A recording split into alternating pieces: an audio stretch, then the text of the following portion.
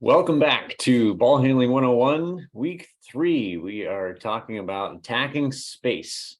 Lots of good stuff here from a very foundational footwork level all the way up to fast break strategy and technique as well. How to play fast and find the right options. Really creating space to then attack that space is the whole strategy behind this week. And we're going to get into lots of overview here of where that strategy starts and kind of the thought process behind it. And then again, down into the nitty gritty details that are going to give you the tools you need to really troubleshoot whatever situation arises when you're in that situation. So let's jump in. We're going to look at stationary jab series this week. So we're going to start with our stationary segment, doing some ball handling without movement to just get those small pieces, small details, and work out the kinks a little bit. Secondly, we're going to work on really applying that same jab series to a closeout situation. So again, attacking space, we're going to get a closeout with a defender running at us so hard that we know we're not shooting, and look at jab and counter moves out of that. So assuming a defender knows which hand is dominant and expects us to either shoot it or drive, and they're trying to take both of those away, we're going to kind of use the jab to sell them on our normal strong side drive, and then counter move going away from that drive with a jab and several different options, pulling up, attacking the rim, using different footwork to get there. And then fast break options, we're going to talk about just how to get a rebound or a steal and go as fast as possible, how to get down the court, and then some simple ways to kind of figure out your order of operations. What's the default of attacking the rim, counter moves to that, and then pulling up on a fast break. And then our counter moves, really when you get to the basket, the defender's running on your inside shoulder and hip, and they're probably going to be able to contest, if not block, your fast break standard layup attempt. Here's, kind of top 3 counter moves that we like to work on, just to give you options and really defeat that defender from being able to predict where and when you're going to be taking your shot. So let's go through each of these. We've got kind of just bullet point checklist. I'll describe them briefly here, and then we'll show you a video again, as we have in the past 2 weeks, of exactly what that looks like. So again, stationary jab series is where we're going to start your workout on the court. Jab and step over. Simplest way to describe a step over is just like a crossover, changes sides with your hands with the ball from hand to hand. A step over is taking one foot and stepping across your pivot foot, essentially. So the same foot that would jab is the foot that attacks, but it's stepping over across your defender and across your pivot foot in order to attack. Jab and crossover, we're going to go jab with the ball. Let's say we're jabbing with our right foot, ball's in our right hand. We're going to cross over the ball to our left hand to then attack. And we're going to do some hesitation rhythm, a couple different footwork options here to end up with a pound or a go dribble, dribbling with the same side hand and foot at the same time. And then we're also going to do that crossover into the step over with a little different hesitation rhythm. So really the same jab for all of these. We're getting different ways to come out of the jab, different rhythms, different footwork, different options.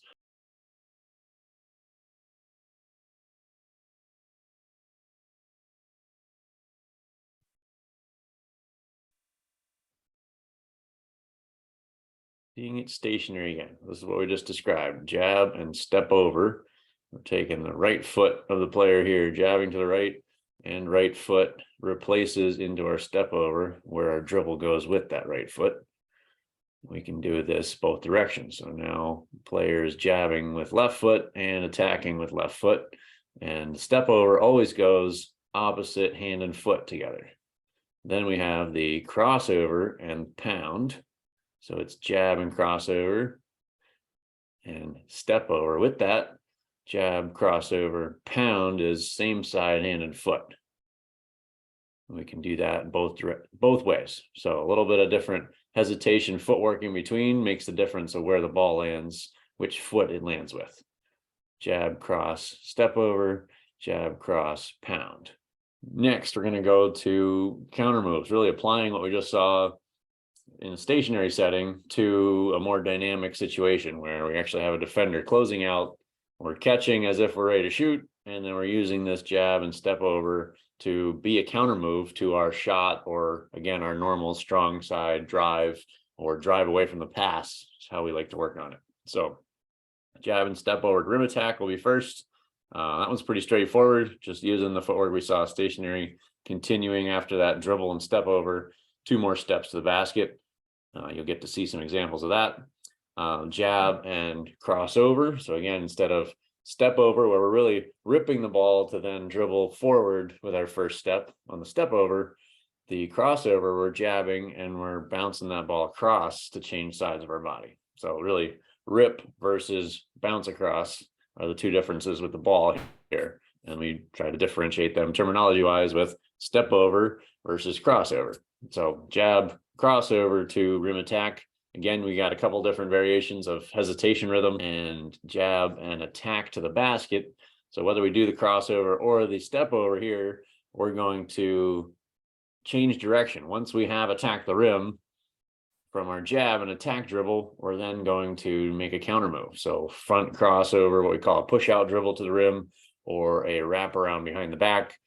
For some of you that are getting more advanced, you might even work on a spin move, some other options to do the same kind of second change of direction when we're already in the paint, just avoiding that next line of defense. And then we're going to work on a jab and a step over pull up jump shot, where the rhythm changes slightly to get the ball ahead of our feet and load us up to step 1, 2 jump after the dribble versus stepping and dribbling at the same time when we're going to reach to attack the rim. A lot of players will try to go to jump shot as a first option or a second option, and they run into trouble. So we try to make it 3-point shot on the catch, drive all the way to the rim, option 2. And then if the defender's really overplaying both of those, you're going to have a big gap or a hole where you can pull up and shoot off the dribble effectively and be uncontested, have a good quality shot without the defender right in your face. So we've got the closeout situation. Players catching, jabbing to the right, and step over drive, getting all the way to the rim. Using 2 dribbles here, which can be useful, changing speed a little bit on the second dribble. And then we're going to see jab crossover, same idea. This one a little more quickly to the rim by crossing over 1 dribble. He's already in motion. Second dribble is all I needed to get to the rim. Again, step over here. You could do 1 or 2 depending on stride length. And then jab and cross again there, crossover into 1 more dribble. Because you kind of have that momentum movement with the ball in the crossover, you're able to get there in less dribbles normally. Jab, cross, and this is counter move. So we were attacking left, and now we're countering a second change of direction to go right. Jab, in this case, attack right, and then change direction going left. And jab left, 1 dribble pull up. Pause it and slow it down. So we're going jab with left foot. We're going dribble before left foot hits again. So I call this the popcorn dribble. If you've done our footwork course already, we've worked on this a little bit, but pop the dribble before the foot allows us to get our left-right rhythm jump shot without having to slow down and wait for that dribble or take an extra dribble to get there. So the minimum number of steps and dribbles is always the primary objective, just to get that efficiency faster. Fast break options. So we're starting with kind of the most frequent situation. If you think about basketball and percentage of shots that are actually made, most possessions are going to start with a defensive rebound or even a steal. We kind of treat those the same, both positive possessions where nobody else had to touch the ball. We didn't have to take it out of bounds. The referee didn't have to inbound it to us. We're just live, ready to go as soon as we have the ball in our hands. So we call this a bust out dribble. And then swim dribble, when we're getting down the court, we're just alternating hands like we're swimming overhead, freestyle stroke, trying to get that ball to go as far as we can with every dribble. And doing a little bit of crossbody change of hands allows us to really extend that and use our full speed run with, again, minimum number of dribbles to get down the court. Second, we're going to see a downhill change of direction. So unlike where we would stop and cross over laterally side to side, we're trying to keep our momentum forward on the attack and really run through a defender to get to the rim by changing direction at high speed without having to slow down. Third one here is swim dribble to pull up jump shot. So again, swim dribble, overhead stroke, trying to push that ball really fast, probably getting that defender if he's ahead. We're one-on-one with a defender back. If he's backing up toward the rim, this is where we pull up and shoot over that defender rather than attacking into him at the rim and, getting contested or potentially fouled. We're getting better at going from full speed to dead stop pull up with balance and rhythm and able to knock down a shot. One of the more difficult skills to do at high speed, but something that you can develop as a ball handler in your arsenal. Kind of goes with our whole theme of changing speed, changing direction, being unpredictable. If you can get to the rim really hard and you can pull up and hit the shot, that defender is really out of position to stop both. You're going to come up with a lot better quality shots if you have both of those options in your tool bag. Bust out dribble, turning away from the rebound, away from the basket where the crowd of people normally is, and we're busting out with our outside hand. So you can see Coach Kelly here doing a great job on our slightly miniaturized court. He's getting down the court in 2 big dribbles and running right into the layup. Most players, we recommend getting there in 3 or less. On our court, typically 4 dribbles is about where you need to be on a full-size high school basketball court. Here we see change of direction. Again, we're busting out, pushing the ball ahead fast, and then defenders in our way. We're changing direction, going across the rim, finishing on the outside. Really good tool to have, again, where that defender is on their heels backing up, expecting you to go by them or try to get by them to the rim straight, or just changing direction across their face and across the basket and getting a different angle, different way to score. We can do that with our front cross, our push out dribble, or our wraparound. You'll see Kelly here behind the back. Wraparound dribble is a great tool to keep it protected and keep that speed going forward. Here's our pull up coming out of the swim dribble, trying to stop on a dime and rise up. Gather is a great word we like to use. We're gathering all the power that we had going forward, gathering it into our shot to go upward as we pull up over top of that defender and knock it down. First one we're going to do is a hockey stop, which we already worked on in week 2. The hockey stop turns us sideways, giving us ball protection, and then allows us to retreat away from a defender and then reattack with our cross or our hip swivel. Just trying to use that coming out of a really fast pace. If that defender is catching up with us on our inside hip, instead of taking a tough shot over them, retreating, changing direction, reattacking the other side of the rim, hopefully using that rim protection. It's a great tool to have. Number 2 is the Euro step. If we've got full speed, again, defender is with us, kind of running across our path. We can slow down, change speed, change direction with a Euro step, and often get to the other side of the rim away from that defender, taking the space behind their back as they run through us, and get, rim protection on the other side of the basket where they can't really turn to catch up and block us because the net will be in their way of contesting or blocking our shot. Great tool to have. And then the last one is a Rondo pivot, named after Rajon Rondo. At one time he was a Celtic, so you may have seen him at that point.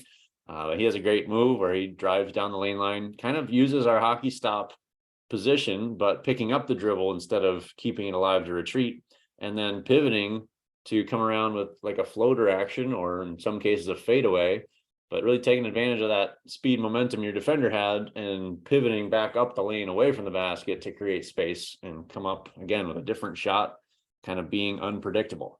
So we're going to see all 3 of those on video again here. Fast break, counter moves.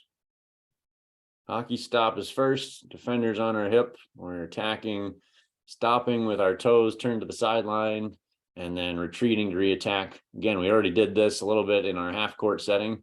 So this will be somewhat of a review, just coming at it from kind of the fast break scenario. And then we're going to see Euro step here again. Coach Kelly's got the across the rim angle. Here is Euro step to goofy foot finish. He's going off a left foot and left hand. And here the opposite, right foot and right hand. A little more difficult version. We're going to show you a couple other options that are easier to get. And then this is the Rondo pivot, where he's got the defender's momentum going to the baseline.